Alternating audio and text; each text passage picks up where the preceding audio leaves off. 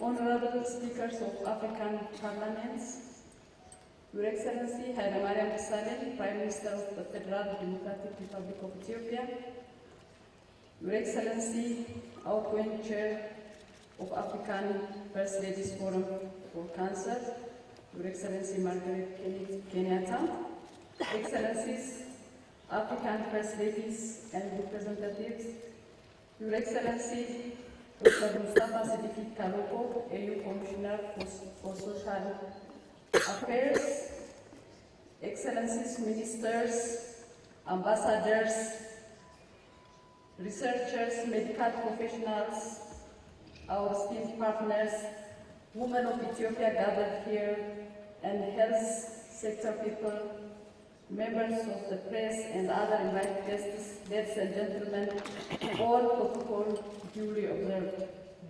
Welcome to the 10th Stop Cervical Breast and Prostate Cancer in Africa Conference and to the land of origins, Ethiopia. I'm really honored and very much moved to see all of you here today with all your knowledge, resource, and determination to combat one of the most serious health challenges of our time, cancer. Cancer was not in the list of prime concerns of most African countries a decade ago. While we were battling with the array of communicable diseases as well as other man-made and natural disasters, cancer has widened and tightened its grip on our population and especially on women. It's now estimated that 70% of all cancer-related deaths occur in Africa. Cervical and breast cancer constitute a significant share of this figure. In my country, Ethiopia, nearly 66,000 new cancer cases happen every year.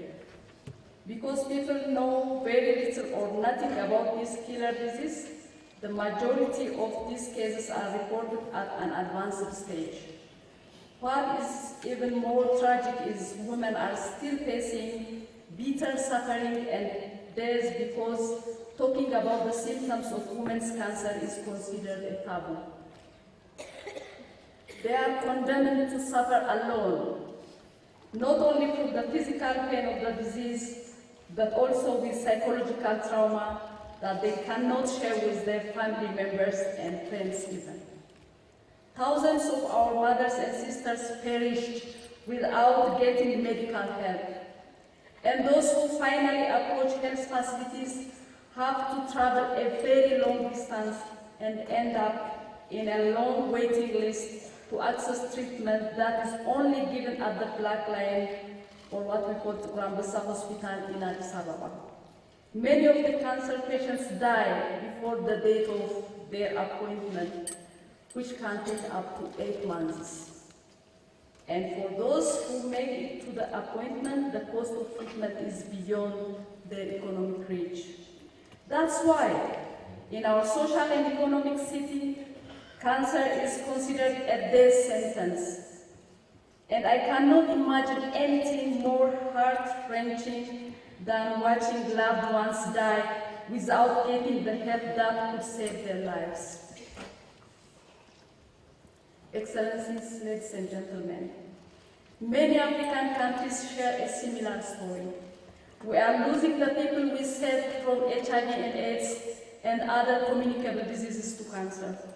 Ignorance, lack of access to treatment, and unaffordability of drugs gave cancer the upper arm in our continent, and this has to stop.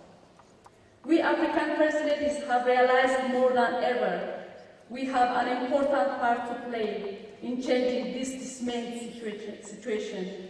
By working hand in hand with the formal health structure as well as non-state actors, we can call for stronger policy attention and resource allocation to fight cancer in our respective countries.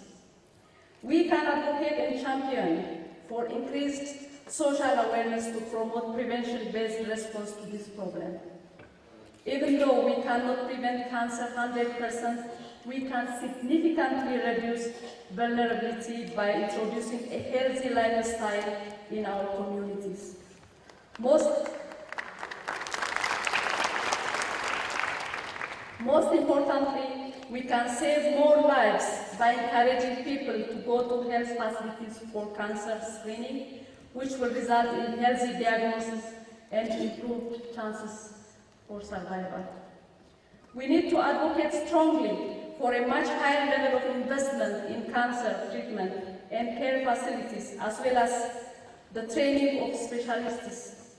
We should persistently continue to foster partnership with the private sector to make sure that Africans can afford treatment drugs, pain medications, as well as comprehensive and patient-centered cancer treatment and care.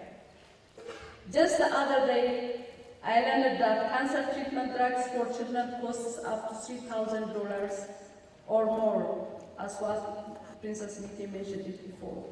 What does this mean in a country where the average per capita income is below $700? Should a mother just watch her child perish, knowing only if she had this much money she could have saved her baby?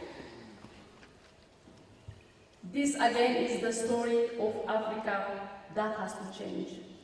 Cancer medicine and treatment should be subsidized by African governments and development partners. If we are seriously committed to saving lives, pharmaceutical companies need to give affordability of drugs a serious thought that needs to be translated into action. Thank you for those who made this a reality, who helped us in reducing the cost of the medicine. At a regional level, we African First Ladies should continue to use our platforms such as the Organization of African First Ladies Against HIV and AIDS, OAFLA, and the Forum of African First Ladies Against Cervical and Breast Cancer to make our voices heard loudly and clearly. The 10th SCCA conference is one of the platforms of African First Ladies where we bring together everyone to heighten the war against cancer. We have to continue to speak until we are sure all preventable cancer deaths are prevented. We should not stop calling for attention until our people are provided with the same quality of treatment and care that the developed world is enjoying. We should not accept 10% cancer survival rate of African children, while we know for the fact that we can save 80 to 90% of our kids. We ask honorable speakers of African parliaments to emphasize and echo this critical public health issue in their policy debates. In a context where there are scarce resources and so many competing priorities, I know this is not an easy task to accomplish, but if we do our advocacy work persistently, we can bring visible results. We owe it to our people, mothers and children, to use every opportunity of advocacy, lobbying, and awareness creation so that our health systems are equipped with the resources, infrastructure, and expertise they need to give adequate response to cancer. I say this with confidence that we can bring change because I have seen the glimpse of hope Ethiopian cancer patients are seeing in the past 3 years. With the visionary leadership of our ministers and the renewed commitment of our local and international partners that came together under the National Cancer Committee, Ethiopia started a promising journey to win the war against cancer. And we are already seeing encouraging results, which you will learn about in some of the sessions of this conference. We are hoping that this conference we will gain significantly from the vast knowledge and experience all of you are here to offer. Excellencies, ladies and gentlemen, this 10th anniversary of the Stop Cervical, Breast and Prostate Cancer in Africa is an opportunity to reaffirm our commitments and efforts to prevent and control cancer in our respective countries. Ethiopia is using the 10th SCCA as a gear-changing opportunity to launch a national movement that encompasses all stakeholders and citizens with the aim of promoting awareness about cancer and increasing the ownership and commitment of government and non-government bodies.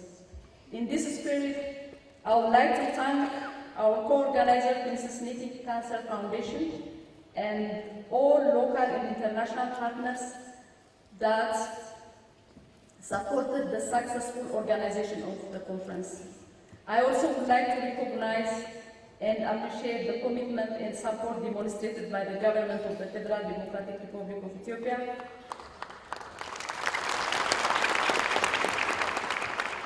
throughout the preparations of the conference.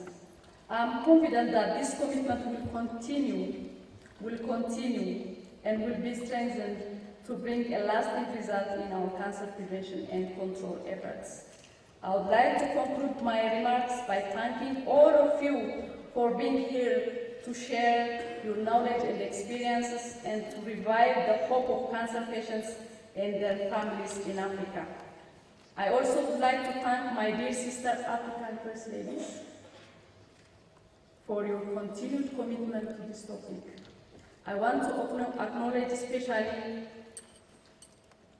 Her Excellency Dr. Christine Kasava Sata, former First Lady of Zambia, for encouraging me to start advocating for the prevention and control of cancer 3 years back when we met at some of the sessions we had previously.